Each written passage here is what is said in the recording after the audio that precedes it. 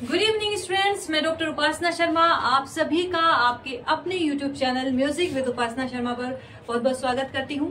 Students, आप सभी जानते ही हैं कि इस चैनल पर संगीत विषय की विभिन्न प्रतियोगिता परीक्षाओं की तैयारी कराई जा रही है और वो भी बिल्कुल फ्री ऑफ कॉस्ट। आपको ना कोई मेंबरशिप देनी है, ना कोई आपको पेमेंट करना है मंथली, बस आपको क्या करना है, केवल तैयारी करनी है। और इस तरह से इस चैनल पर तैयारी कराई जा रही है कि बिल्कुल आपको पॉइंट टू पॉइंट पढ़ाया जा रहा है, बहुत ज्यादा थ्योरी नहीं कराई जा रही है। पॉइंट टू पॉइंट परीक्षा में जो संबंधित टॉपिक आते हैं, उनसे संबंधित क्वेश्चन बनते हैं, उनको ही पढ़ाया जा रहा है। तो अगर आप भी संगीत विषय की तैयारी कर रहे हैं, विभिन्न प्रतियोगिता परीक्षाओं की, बीपीएससी, एसटेट, नेट या फिर TGT, PGT, LT grade, EMRS, तो आप हमारे चैनल को विजिट कर सकते हैं। इस पर आपको लाइव क्लासेस भी मिलेगी, डेली लाइव क्लास मिलेगी आपको शाम को 5:45 PM पर, और इसके साथ साथ आपको रिकॉर्डेड क्लास भी अवेलेबल है, जिसमें हम 52 क्लासेस करा चुके हैं अभी तक विभिन्न टॉपिक से संबंधित। तो आप प्लेलिस्ट में जाकर के वो भी देख सकते हैं। ठीक है बच्चों, तो बच्चों स्टार्ट कर रहे हैं। आज हमारा फ्री क्लास है 53। कौन सी क्लास है? 53 क्लास है आज हमारी फ्री, और इसमें हम पढ़ रहे हैं बच्चों ध्रुपद। क्या पढ़ रहे हैं? ध्रुपद। तो आज ध्रुपद के विषय में हम जानेंगे। तो सभी बच्चे ध्रुपद के बारे में जो जो बच्चों एग्जाम में पूछा जाता है उसके विषय में ही हम तैयारी करेंगे। तो फर्स्ट है, सबसे पहले जान लेते हैं कि ध्रुपद का किन शब्दों से मिलकर बना है। तो ध्रुपद जो है बच्चों, ध्रुव प्लस पद, ध्रुव प्लस पद, यह दो शब्दों से मिलकर के बना है। ठीक है, दो शब्दों से मिलकर के बना है। ध्रुव का अर्थ होता है बच्चों अचल। क्या होता है? अचल। और पद का तात्पर्य बच्चों गायकी से। ध्रुव का अर्थ होता है अचल। कई बार ये पूछ लिया जाता है कि ध्रुपद जो है वो किन दो शब्दों से मिलकर के बना है। बच्चों मेरी आवाज तो आप सभी को आ रही होगी। हमारा बोर्ड तो इतना क्लियर नहीं है, डिजिटल बोर्ड नहीं है, लेकिन जो आपको भी मैटर कराया जाएगा, मैं 100% गारंटी दे सकती हूँ कि अगर आप तैयारी करते हैं रेगुलर हमारी लाइव क्लास, रिकॉर्डेड क्लास, तो 100% आपका सिलेक्शन होगा। और ये नहीं केवल एक ही एग्जाम, कोई भी एग्जाम आप देते हैं, केवीएस, एनवीएस, कोई भी एग्जाम संगीत से संबंधित आप देते हैं, सभी क्लियर होगा। तो आपको रेगुलर लेकिन कक्षा लेनी पड़ेगी। ध्रुव प्लस पद दो शब्दों से मिलकर के बना है। ठीक है, ध्रुव का अर्थ है अचल, पद का अर्थ है बच्चों गायकी। तो इसका पूरा जो ध्रुपद का माना जाता है, अर्थात अचल दो पदों वाली गायकी को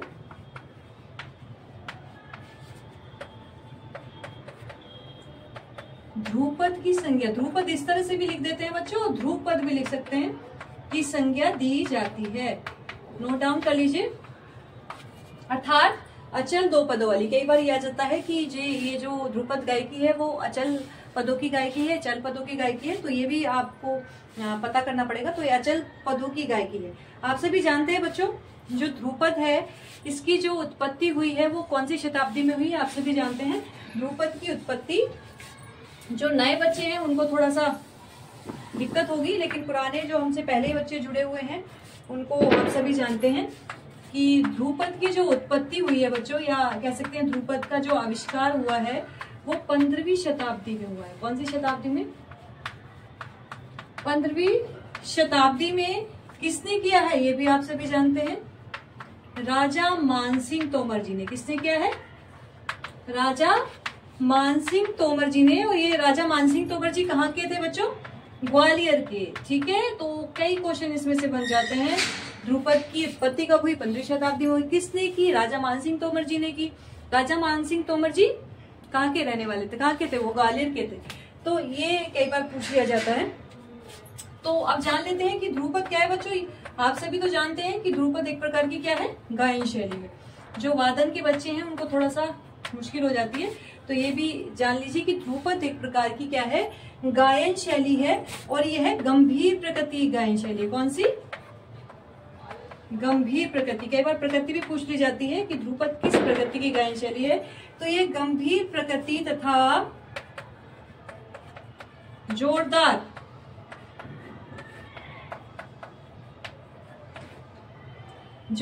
गायन वाली शैली। ठीक है, इसमें जो गायन किया जाता है वो जोरदार तरीके से किया जाता है और यह गंभीर प्रकृति की है, इसलिए इसको मर्दाना गायकी भी कहा जाता है। तो क्या कहा जाता है, ये भी आप नोट डाउन कर लीजिए। इसको ध्रुपद को जोरदार प्रकृति की ये गायन शैली है, तो इसको मर्दाना गायकी भी कहा जाता है। क्या कहा जाता है, मर्दाना गायकी। ठीक है। पंडित भातखंडे जी कहते भी हैं, पंडित भातखंडे जी आप जानते ही होंगे, विष्णु नारायण भातखंडे जी, जिन्होंने संगीत में क्रांतिकारी कार्य किया है, जिन्होंने 10 ठाटों का निर्माण किया है, 10 ठाटों को हमें दिया है, विभिन्न सम्मेलन कराए हैं, संगीत को विकसित करने में उनका महत्वपूर्ण योगदान रहा है, आधुनिक समय के ग्रंथकार रहे हैं हमारे। तो पंडित विष्णु नारायण भातखंडे जी ने कहा है कि ध्रुपद एक प्रकार का मर्दाना गायन है। तो कई बार ये भी पूछ लिया जाता है कि इनमें से कौन सी मर्दाना गायकी मानी जाती है, तो वो ध्रुपद है। लेकिन सभी विद्वानों का ऐसा मत नहीं है, और पंडित भातखंडे जी तो बिल्कुल कहते हैं कि ये स्त्रियों के लिए तो बिल्कुल उपयुक्त नहीं है, स्त्रियों के लिए यह उपयुक्त नहीं है, क्योंकि माना जाता है कि इसको गाने में फेफड़ों पर बल पड़ता है, कंठ पर बल पड़ता है, मतलब इसमें इस तरह के स्वरों का प्रयोग किया जाता है, जब इसको हम गाते हैं तो इसमें फेफड़े और कंठ पर बल पड़ता है। लेकिन जो हमारे बच्चों अन्य विद्वान हैं, उनका ऐसा मानना नहीं है। वो कहते हैं कि इस प्रकार की गायकी है ये, इसे स्त्रियां भी गा सकती हैं, और अगर इसका सही अभ्यास किया जाए तो जरूरी नहीं है केवल पुरुष ही गा सके। तो सबके अलग अलग मत है, लेकिन सभी मत को जानना आपको जरूरी है। और कई बार पूछ लिया जाता है कि मर्दाना गायकी किसने कहा है, कौन से हमारे ग्रंथकार रहे हैं, तो आप बता देंगे पंडित विष्णु नारायण भातखंडे जी ने इसको मर्दाना गायकी। बच्चों जो भी चीजें मैंने बोली है वेरी इंपॉर्टेंट है, मैंने लिखवाई तो नहीं है, लेकिन आप सभी नोट डाउन जरूर कर लीजिएगा अपनी कॉपी में। ठीक है बच्चों, चलिए अब थोड़ा सा आगे जान लेते हैं। बस मुख्य मुख्य पॉइंट आपको कराऊंगी, बहुत ज्यादा चीजें नहीं कराऊंगी, जो बच्चों बार बार पूछी जाती हैं चीजें, वो मैं चीजें कराऊंगी। ठीक है, चलिए नेक्स्ट।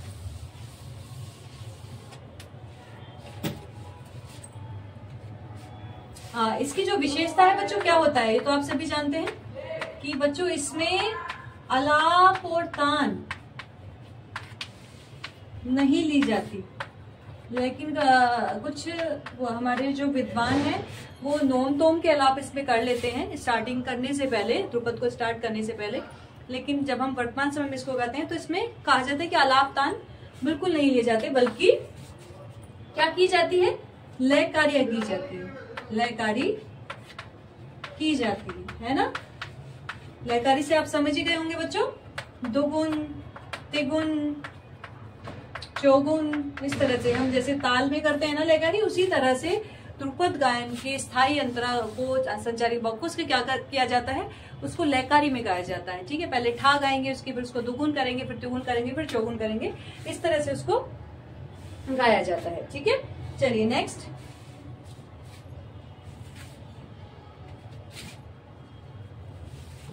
तो इसमें लिख लीजिए, इसमें आलाप तान का प्रयोग नहीं किया जाता, बल्कि इसमें लयकारी की जाती है। ठीक है, नेक्स्ट हम करेंगे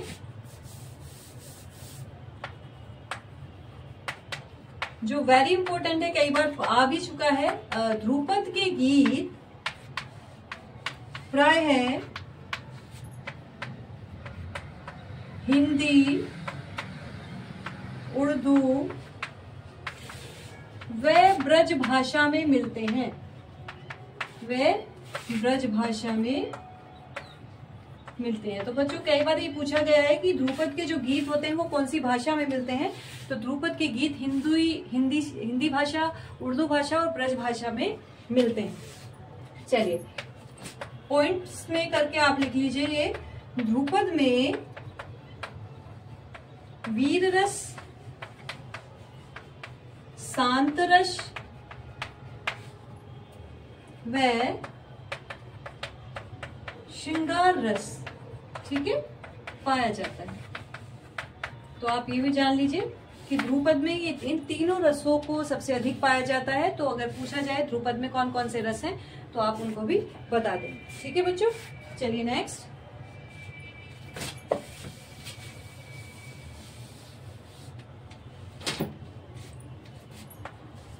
नेक्स्ट है ध्रुपद के 4 भाग होते हैं। कितने भाग होते हैं आप जान लीजिए, ध्रुपद के 4 भाग होते हैं बच्चों। ठीक है, हम तो वर्तमान समय में बच्चों केवल 2 भाग ही करते हैं, लेकिन इसके जो भाग अगर पूछे जाते हैं आपसे तो आप इसके 4 भाग ही बताएंगे। ये ध्यान रखना है कि इसके 4 भाग होते हैं, स्थायी, अंतरा, संचारी और आभोग। और कई बार ये भी पूछ लिया जाता है कि ध्रुपद का अंतिम भाग का नाम बताइए, तो आप बता देंगे आभोग, या तृतीय भाग का तो बता देंगे संचारी। तो ठीक है, इस तरह से ध्रुपद के 4 भाग मिलते हैं। चलिए नेक्स्ट।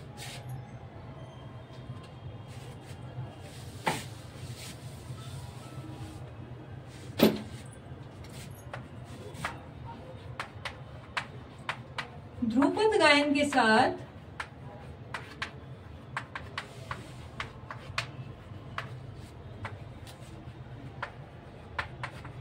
खुले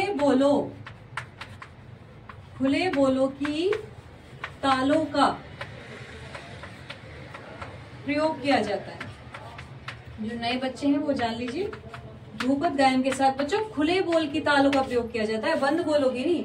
कई बार यही पूछ लिया जाता है आंसर क्वेश्चन कि ध्रुपद में खुले बोल की तालों का प्रयोग किया जाता है या फिर बंद बोलों की तालों का प्रयोग किया जाता है, तो आप बता देंगे ध्रुपद में खुले बोलों की तालों का प्रयोग किया जाता है। ठीक है, अब वो खुले बोलों की ताल भी कौन कौन सी है वो भी जान लीजिए।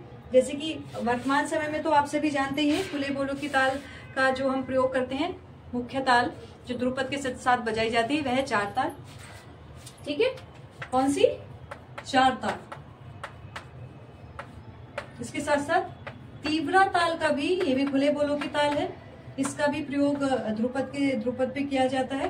थर्ड है आपकी सूल ताल, है ना, सूल ताल, जिसको इस तरह से भी लिखा जाता है सूल ताल, या फिर शूलफाक ताल भी इसको बोलते हैं, तो शूलफाक ताल भी आप इसको कर सकते हैं। इसके साथ साथ जो प्राचीन हमारी तालें हैं जैसे कि शिखर ताल, ठीक है, इसका प्रयोग भी हुआ जाता रहा है ध्रुपद के साथ साथ। और रुद्र ताल का भी प्रयोग देखने को मिलता है, और इसके साथ साथ ब्रह्मा ताल का भी प्रयोग देखने को मिलता है। आप जानते हैं शिखर ताल 17 मात्रा की ताल होती है, रुद्र ताल 11 मात्रा की होती है, और ब्रह्मा ताल 28 मात्रा की होती है। इसी तरह आपकी 4 ताल, तीव्र ताल, सूल ताल तो वर्तमान समय में हम पढ़ ही रहे हैं, ये तो प्रचलित तालें हैं सभी, तो इनका प्रयोग भी ध्रुपद के साथ बच्चों किया जाता है। चलिए नेक्स्ट।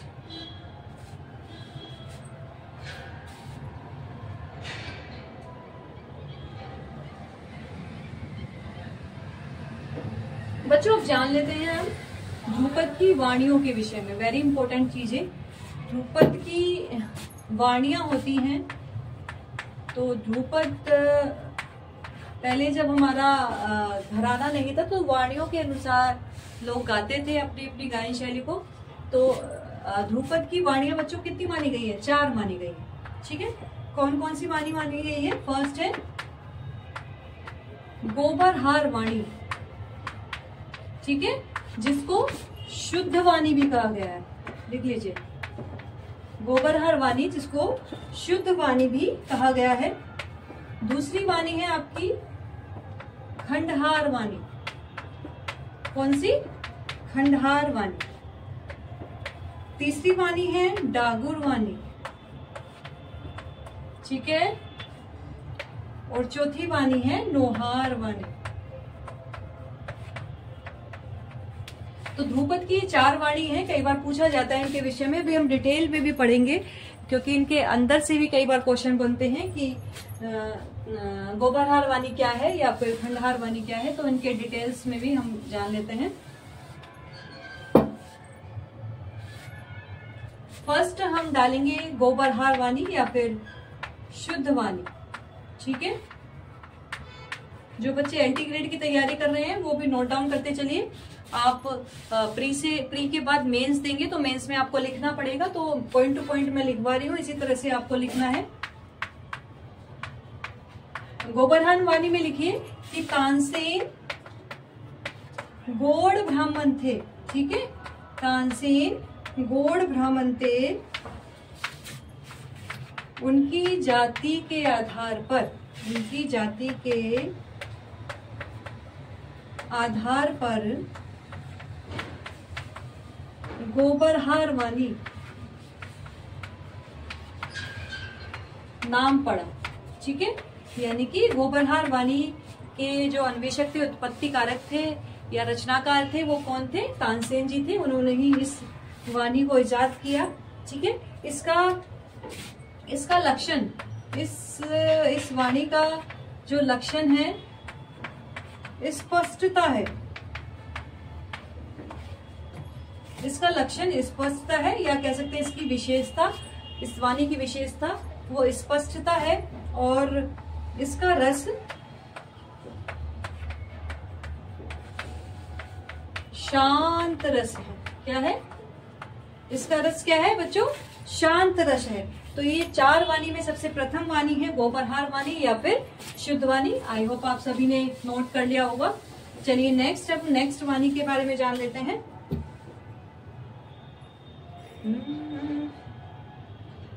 नेक्स्ट वाणी है बच्चों खंडहार वाणी। कौन सी? खंडहार वाणी।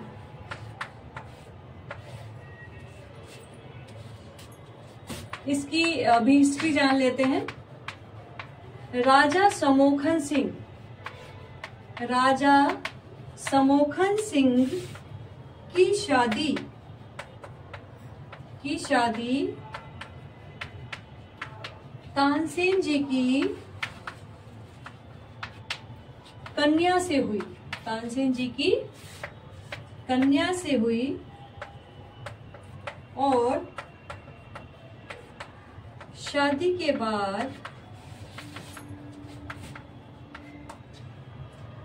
के बाद समोखन जी का नाम बदलकर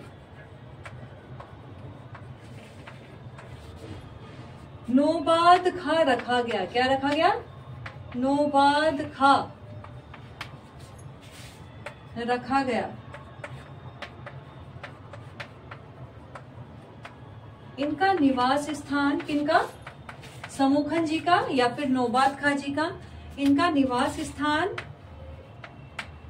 खंडार था। खंडहार नामक समझ लीजिए, जो जहाँ ये रहते थे उसका जो नाम था वो निवास स्थान का नाम था खंडहार। तो इनके निवास स्थान के आधार पर ही इनके निवास स्थान के आधार पर इस वाणी का नाम रखा गया। ठीक है, तो कई बार पूछ लिया जाता है कि जो खंडहार वाणी है उसको किसने इजाद किया है, खंडहार वाणी किससे संबंधित है, तो आप बता देंगे राजा समोखन सिंह से। और समोखन सिंह अगर आपके ऑप्शन में ना हो तो आप बता देंगे नौबाद खां। ठीक है, चलिए नेक्स्ट खंडहार वाणी के विषय में एक चीज और जान लेते हैं। नोट में कर लीजिए कि खंडहार वाणी को संस्कृत में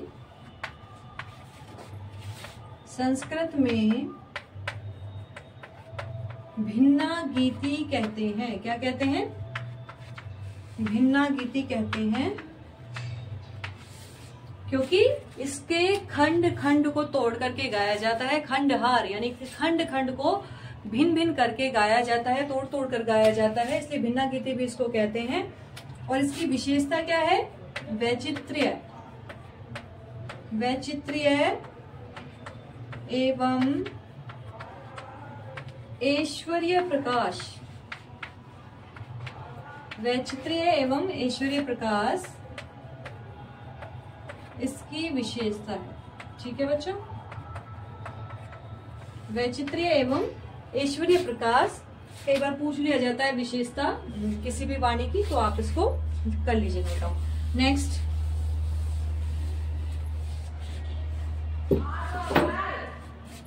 है बच्चों डागुर वाणी।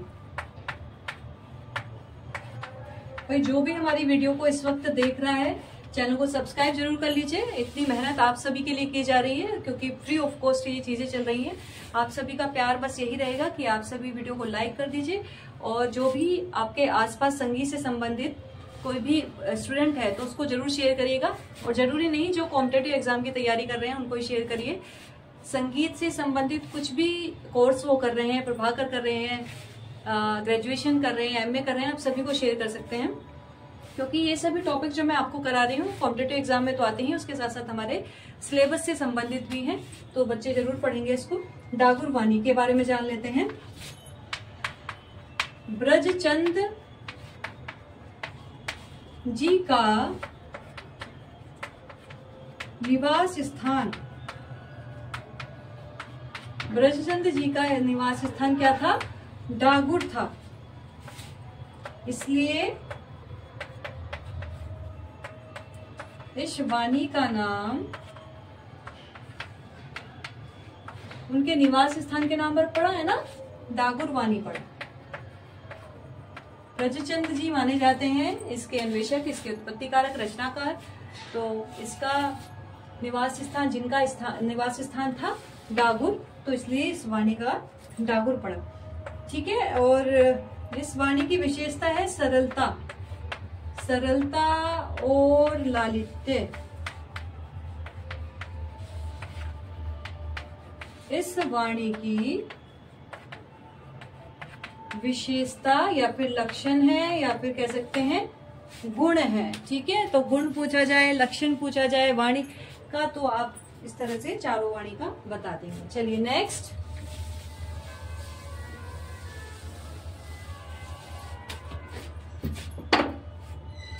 नेक्स्ट है बच्चों नोहार वाणी। क्या है? नोहार वाणी।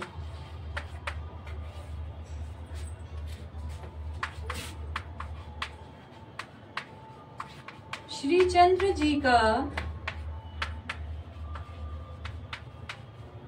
निवास स्थान नोहार था, इसलिए इस वाणी का नाम नोहार वाणी पड़ा। ठीक है। श्रीचंद जी का जो निवास स्थान था वो नोहार था, इसलिए इस वाणी का बच्चों, जैसे सभी के निवास स्थान से अधिकतर नाम पड़ा है, लेकिन आपको ये जानना है किस वाणी के कौन अन्वेषक रहे हैं। तो श्रीचंद जी रहे हैं नोहार वाणी के, तो ये आपको बिल्कुल याद रखना है बच्चों। नोहार वाणी की एक और विशेषता याद कर लीजिए, ये आती है कई बार एग्जाम में पूछी जाती है। नोहार वाणी से सिंह की गति का बोध होता है। कई बार पूछ लिया जाता है कि इस वाणी से किसकी गति का बोध होता है, तो नोहार वाणी से बच्चों सिंह की गति का बोध होता है और इसमें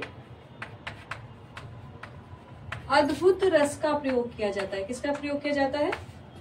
अद्भुत रस का। आप सभी के लिए ये नोट्स कई बुक से मैं बनाती हूँ, तो आप सभी, कुछ मेरे नोट्स पुराने भी हैं क्योंकि मैंने भी इसी तरह की परीक्षाएं दी हैं। तो जब परीक्षाएं बच्चों देते हैं, जब ज्यादा एक्सपीरियंस बनता है कि कहाँ से क्या क्वेश्चन बन रहा है, क्या बन रहा है, तो आप रेगुलर जुड़िए हमारी क्लास से, 100% आपका सिलेक्शन होगा बच्चों। चलिए ठीक है बच्चों। इसके साथ साथ आप सभी जानते हैं बच्चों कि जो ध्रुपद के जो गायक थे,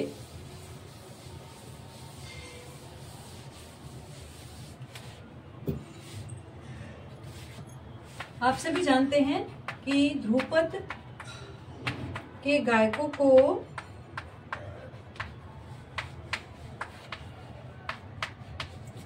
कलावंत कहा जाता है ना, कलावंत कहा जाता है। ये ध्यान रखेंगे, कई बार क्वेश्चन आया है। जो ध्रुपद के गायक हैं उनको कलावंत कहा जाता है। ठीक है। तो कलावंत की आज एक डेफिनेशन भी जान लेते हैं कि कलावंत होता क्या है बच्चों। कलावंत का मुख्य गुण है क्रिया सिद्धि। क्या है? क्रिया सिद्धि। कलावंत का मुख्य गुण क्या है बच्चों? क्रिया सिद्धि। अब क्रिया सिद्धि का मतलब जान लीजिए, अर्थात जो कुछ सीखा हो, अर्थात जो कुछ सीखा हो उस क्रिया में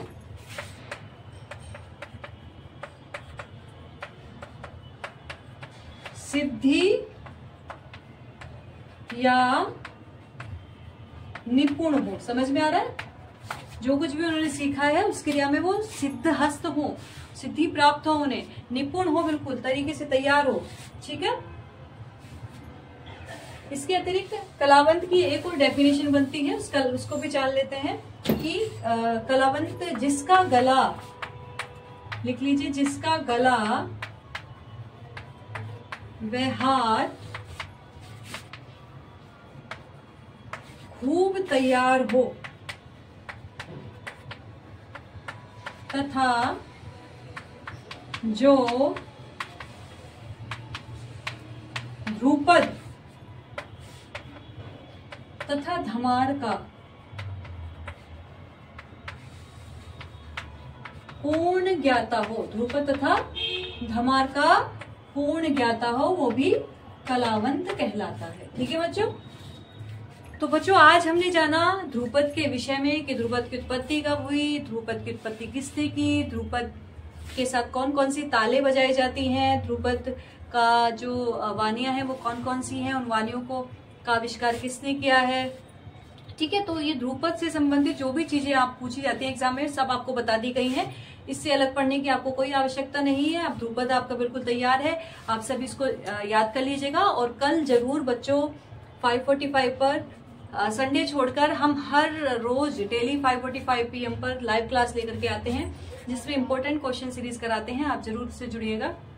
और अगर आपको ये वीडियो अच्छी लगी हो तो लाइक कर देना और कमेंट कर देना जरूर कि आपको समझ आई है या नहीं है। और 2 बच्चों को जरूर शेयर करिए बच्चों, कि आपके कोई भी ग्रुप में संगीत से संबंधित स्टूडेंट हो तो कम से कम 2 बच्चों को जरूर शेयर करिएगा।